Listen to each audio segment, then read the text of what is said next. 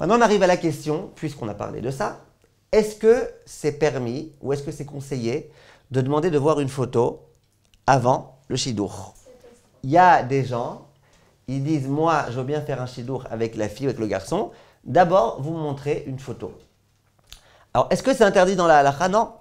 Après, ça dépend. Hein. Si c'est un site de rencontre dans lequel 3/4 des gens, ils ont juste envie de regarder les photos, c'est aucun rapport. Mais je dis, si c'est une chatranite, ordonnée, elle a bien compris que le garçon il est sérieux, il veut juste savoir si la fille elle le convient, et il veut montrer une photo, halachiquement parlant, il n'y a pas de problème. Après, chacun, il sait pourquoi il regarde la photo, est-ce qu'il regarde pour vérifier qu'elle lui convienne ou pas. Est-ce que, hashkafatiquement parlant, je recommande? Je ne recommande pas du tout, du tout, du tout, du tout, du tout. Pourquoi je ne recommande pas du tout? Pour plein de raisons. Première raison, c'est un peu ce que je vous disais tout à l'heure. Quand tu vois une photo, déjà tu t'es fait une image de la personne. Après, ça va être très dur de changer l'image. Quand tu as vu une photo, tu as vu quelqu'un. Donc tu as dit, ah, lui, il me semble être ainsi, il me semble être autoritaire, il me semble être coléreux, il me semble être très... Et tu t'es fait cette image-là, après le temps que tu rencontres la personne, tu t'es déjà fait l'image, et c'est un problème. Mais en plus que ça, parfois tu vois quelqu'un sur une photo, tu dis, non, il ne me plaît pas. Il me plaît pas. Tu peux avoir même 2 photos, 3 photos, il me plaît pas. Quand tu le vois en vrai, eh ben, d'un coup tu vois que oui, il te plaît. Ça veut dire qu'une beauté, c'est pas qu'une photo. Dans toutes les relations. C'est pas la même chose si vous voyez la photo du Chazon Ish ou si vous viviez avec le Chazon Ish. C'est un autre monde. C'est pas la même chose si tu vois une photo de quelqu'un. Les photos en plus, c'est pas en 3 dimensions. Hein. Tu vois la photo, voilà, le nez pita, tout est. Vous comprenez? L'image, c'est une image. Donc quand tu regardes une image, eh ben, tu peux te dire non, alors qu'en fait, oui, si simplement tu avais parlé avec la personne, simplement tu avais vu la personne avec un autre visage, quand elle est un peu plus souriante, ou quand elle fait tout type d'autres intonations, ou en entendant sa voix. Parfois, quand tu entends la voix de la personne, d'un coup, la voix, c'est quelque chose qui peut plaire à quelqu'un, la voix de quelqu'un.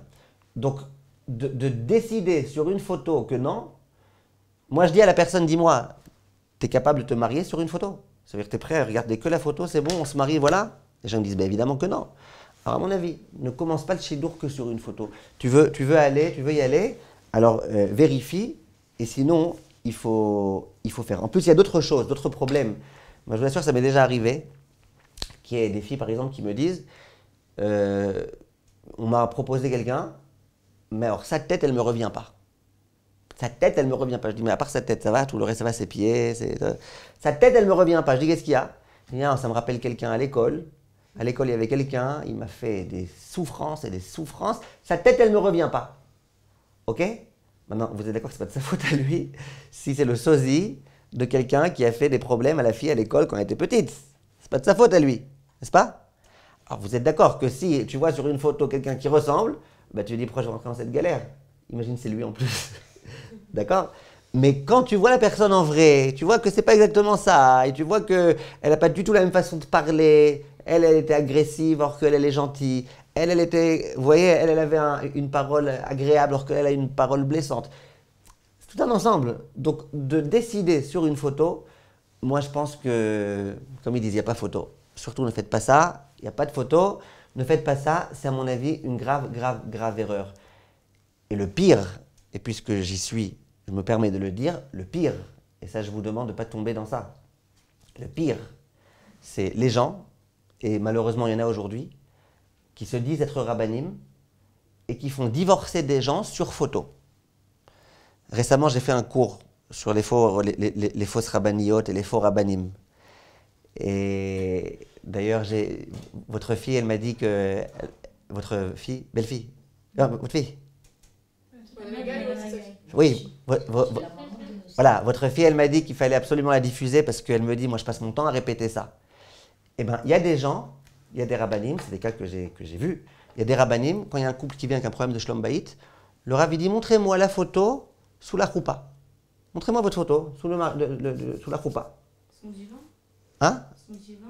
Exactement. Il regarde la photo, il y a un cas qui s'est passé. Il regarde la photo, parfois... Zarma, ils disent aussi, dis-moi ton nom et le nom de ta mère, et toi, le nom de ta mère. Il regarde et il dit, vous devez divorcer. J'ai connu un couple qui a divorcé à cause d'un rabbin francophone qui leur a dit ça. Après ce couple, il s'est rendu chez le Rav Ovadia. Le Rav Ovadia, il s'est mis en colère. Il a dit, mais c'est des charlatans, ces rabbanim là, c'est n'importe quoi. Donc vous comprenez bien, les photos, et Birklal, comment le Rav il doit regarder la fille.